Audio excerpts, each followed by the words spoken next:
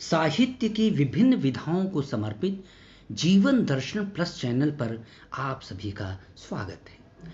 आज के कहानी पाठ के अंतर्गत डॉक्टर मनोज मोक्षेंद्र की कहानी बात इतने से खत्म नहीं हुई का वाचन प्रस्तुत है। मुझे बस स्टैंड तक छोड़ने आई श्यामली दीदी रास्ते भर जटाशंकर के खिलाफ उलाहना देती रही।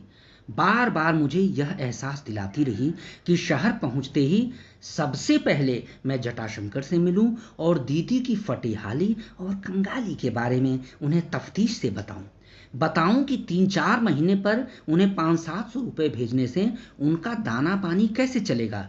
घर में उनके 3 बच्चे हैं। छोटा ननकू 7 साल का है जो लगातार बीमार चल रहा है, जबकि 13 वर्ष का बड़ा बेटा बिमलू तथा 11 साल की बेटी सुगनी ने स्कूल को हमेशा हमेशा के लिए तिलांजलि दे दी है। अब दोनों बिमलू और सुगनी अपनी माँ के साथ दिन भर बांस की डलिया और मचिया बिनकर तथा ताड़ पत्तों के पंखे बनाकर उन्हें हाट मेलों में बेचते हैं और इस तरह अपना गुजारा करते हैं। श्यामली दीदी कई सालों से अकेली ही रह रही है। पति के रहते हुए विधवा जैसी जिंदगी गुजार रही है।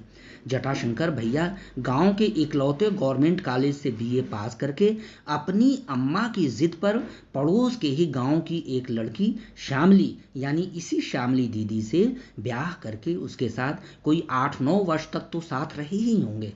पर अम्मा के अचानक स्वर्गवास होने के बाद उन्हें एक दिन न जाने क्या सूझा कि उन्होंने श्यामली दीदी से कहा, अजी सुनते हो ना, अब गांव के बच्चों को ट्यूशन पढ़ाने से हमारा खाना खर्चा नहीं चलने वाला। गांव का ही मेरा दोस्त राम दुलारी शहर में जाकर अच्छा कमा खा रहा है।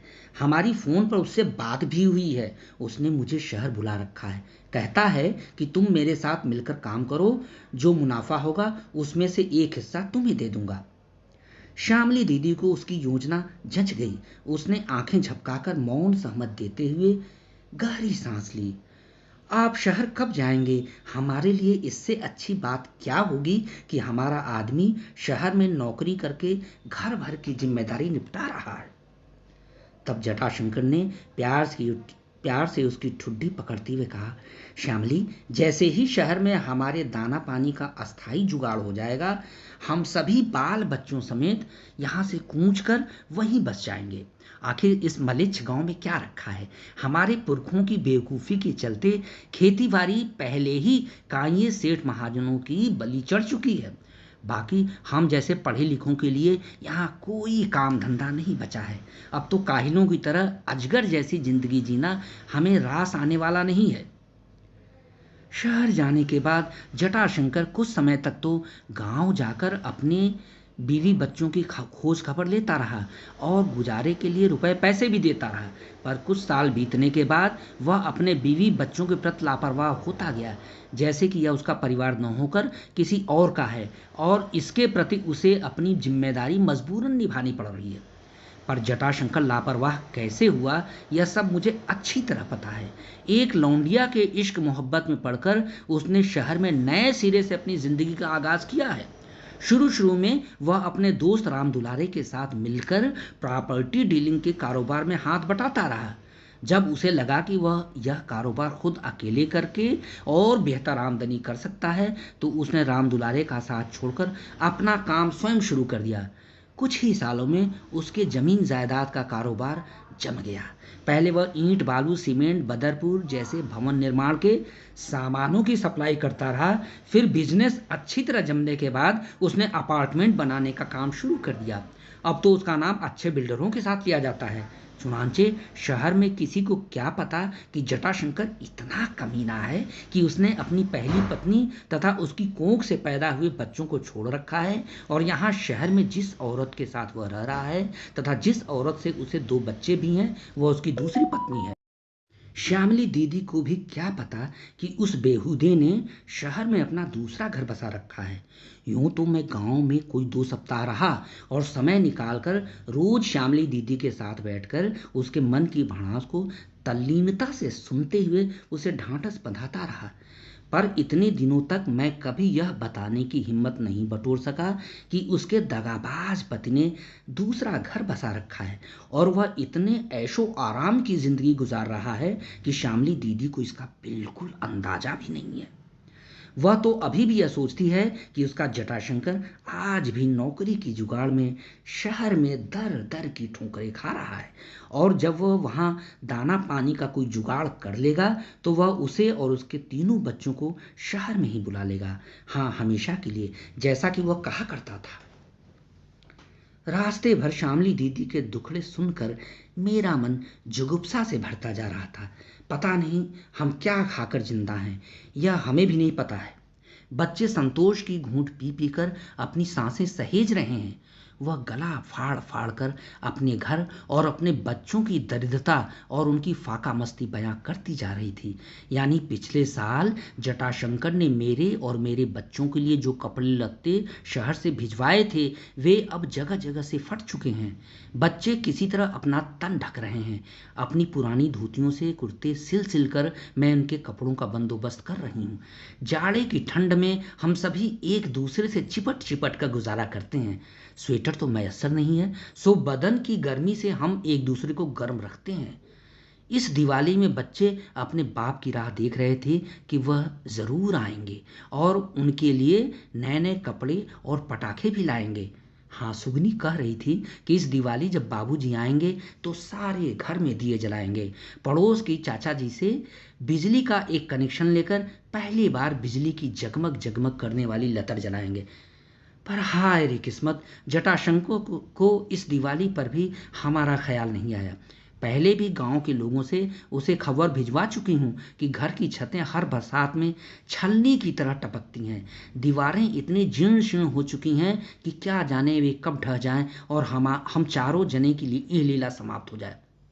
चलो, सुगनी और बिमलू ने पढ़ाई छोड़ दी, कोई बात नहीं, मैंने भी संतोष कर दिया। लेकिन ननकू का क्या करें? मालूम नहीं उसे कौन सी बीमारी लग गई है कि पिछले 3 महीने से उसका बुखार उतरने का नाम ही नहीं लेता। डॉक्टर के पास उसे लेकर जाती हूँ तो वह मुझे ऐसे देखता है कि जैसे वह मुझे साबूत निकल जाएगा। कहता है कि श्यामली, आज शाम तुम बच्चे को लेकर मेरे घर आना, उसकी बीमारी की दवाइयाँ घर पर ही रखता हूँ। वह तो यह भी कहता है कि घर पर बच्चे के इलाज के लिए एक पैसे नहीं लूंगा। पर मुझे पता है कि उसे मुझसे क्या चाहिए। जटाशंकर को उस डॉक्टर की बुरी नीयत के बारे में जरूर बताना। अब तुम्हें क्या बताऊं, मुझे किस किस की गंदी निगाहों से खुद को बचाना पड़ता है। मेरी हिफाजत करने वाले को मेरी कोई फिक्र नहीं। वह बोलते बोलते हाँफने लगी। तब मैंने दीदी की जगह जगह फटी धोती को ध्यान से देखा। उन्होंने कई जगह पैबंद लगा रखे थे और कई जगह फटे हुए स्थानों को छिपाने के लिए गांठ बांध रखी थी, ताकि फटी हुई धोती से उनका अंग न दिखाई दे।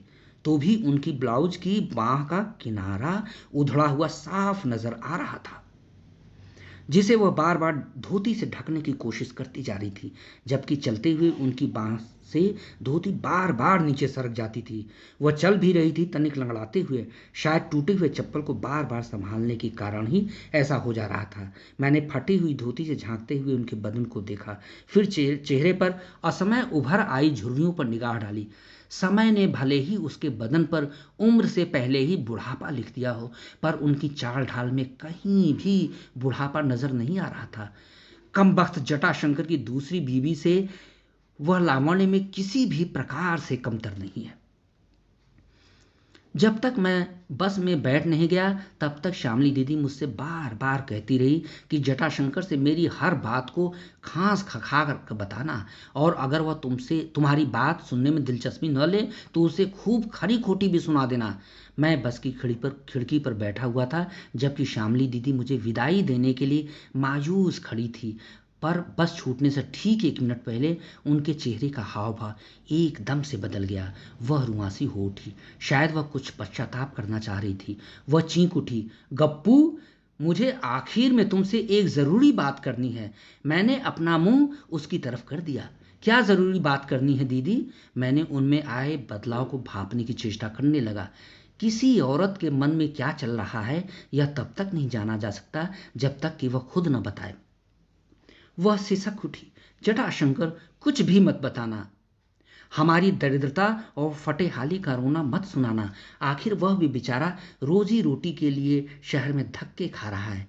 वह वहाँ सारे जद्दोजहद तो हमारे लिए ही कर रहा है ना। हाँ, उससे कह देना कि श्यामली दीदी मजे में है और बिमलू और सुगनी दोनों स्कूल जा रहे हैं। बिमलू हमेशा अपनी कक्षा में अव्वल आता है और सुगनी भी खूब मन लगाकर पढ़ रही है। ननकू रबड़ी मलाई खा खा कर गोल मटोल हुआ जा रहा है। हाँ, वह एकदम अपने बाप पर गया है। यह भी बताना कि मैं पास के ही प्राइमरी स्कूल में एक टीचर के रूप में पढ़ाने लगी हूँ। घर में किसी भी चीज की कमी नहीं है, बस सब उसका बेसब्री से इंतजार कर रहे हैं। शहर में उसका बढ़िया बंदोबस्त होने के बाद बच्चे तो शहर जाकर बेहतर जिंदगी गुजारने के सपने पाल ही रहे हैं। दीदी का यह रूप देखकर मैं हक्का बक्का रह गया। जटाशंकर के प्रति जो आक्रोश उसके मन में था वह कहाँ गुम गया, कुछ पता ही नहीं चला। मैं भाव विह्वल हो उठा। सच, औरत के मन की गहराई कौन समझ सकता है। दीदी के प्रति मेरे मन में श्रद्धा की बाढ़ उमड़ने लगी, पर जटाशंकर के प्रति मेरे सारे बदन में क्रोध और आक्रोश की आग जल रही थी। मैंने तय कर लिया कि शहर पहुंचते ही मैं सीधे जटाशंकर की कोठी में जाऊंगा और उसकी बीवी समेत उसके नए परिवार के सभी सदस्यों के सामने उसका भांडाफोड़ करूंगा। हाँ, उसकी दूसरी बीवी को भी नहीं पता होगा कि उसकी पहले से ही एक पत्नी है जिससे 3 बच्चे हैं, जिनकी हालत आवारा पशुओं से भी बुरी है। कोई 4 घंटे की यात्रा के बाद बस से उतरकर मैं बिल्कुल थका महसूस नहीं कर रहा था। मैंने रिक्शे पर बैठते ही उसे जटाशंकर के मोहल्ले का पता बताया। यूं तो श्यामली दी ने मुझे मना कर रखा था कि जटाशंकर से उसकी विपन्नावस्था के बारे में मैं कुछ भी न बताऊं, पर आज मैं दीदी के उस अनुरोध के विपरीत जटाशंकर की खुलकर खबर दूंगा। हाँ, उसके खिलाफ अगर कोई कानूनी लड़ाई भी लड़नी पड़े तो मैं पीछे नहीं हटूंगा। इस मामले को आसानी से पुलिस केस में तब्दील किया जा सकता है। ऐसा करके मैं दुष्ट जटाशंकर की बर्बादी का मंजर देखूंगा। आखिर उसने मेरी श्यामली दीदी की जिंदगी इतने सस्ते में तबाह क्यों की। मैं उसका कितना सम्मान करता हूँ। भले ही मैं उसका सगा भाई नहीं हूँ तो क्या हुआ, वो तो मेरी सगी बहन से भी ज्यादा प्रिय है। उसका जटाशंकर के साथ विवाह होने से पहले मैं उसके पड़ोस में रहता था और कभी कभार उससे गणित के कुछ सवाल पूछने जाया करता था। वहीं से श्यामली के साथ जो जान पहचान बनी थी, हमने उस संबंध को दीदी का नाम दे दिया। पिछले वर्ष मैंने फ्लैट खरीदने के फिराक में जिस बिल्डर के संपर्क में इस शहर में आया था वह जटाशंकर ही था। उसकी इच्छा के विरुद्ध मैं जबरन उसके घर गया। तब मुझे पता लगा कि वह श्यामली के साथ न रहकर किसी और औरत के साथ रह रहा है। फिर मैंने सच्चाई का पता लगाने के लिए समय निकालकर उसके गांव गया, जहां श्यामली दीदी से मिलने के बाद सारी बातें आईने की तरह साफ हो गई।